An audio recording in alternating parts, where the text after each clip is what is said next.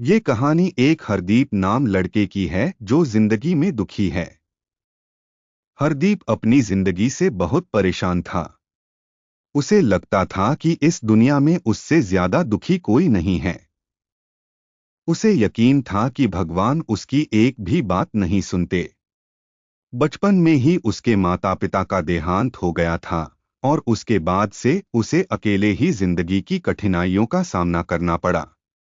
School की पढ़ाई के दौरान ही उसे काम करना पड़ा और तब से आज तक उसकी जिंदगी एक जद्दोजहद बनकर रह गई थी। चाहे वो कितनी भी मेहनत करे, पैसों की कमी हमेशा बनी रहती थी। किराया देना, राशन लाना, बिल भरना, हर दिन बस इन परेशानियों में उलझा हुआ था।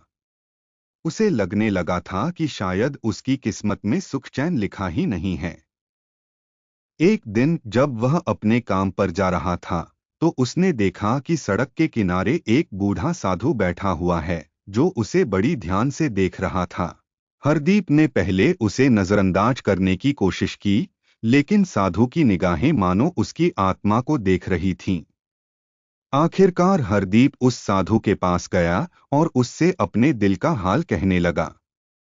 उसने अपने दुख दर्द, अपनी कठिनाइयां और भगवान से टूटते हुए विश्वास के बारे में सब कुछ बता दिया। साधु ने शांति से सुना और फिर मुस्कुराते हुए कहा, बेटा, भगवान पर विश्वास रखो।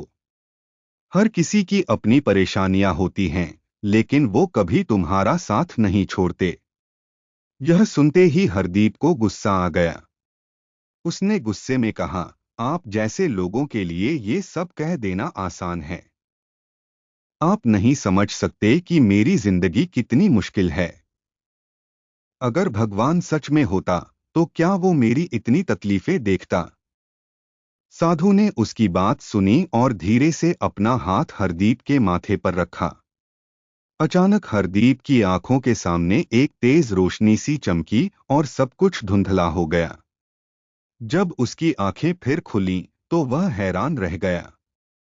उसे महसूस हुआ कि वह फिर से उसी दिन की शुरुआत में पहुंच गया है, जैसे समय ने खुद को पीछे घुमा दिया हो। जैसे जैसे वह दिन भर के काम के लिए बाहर निकला, उसे एक अजीब सी शक्ति का अनुभव होने लगा।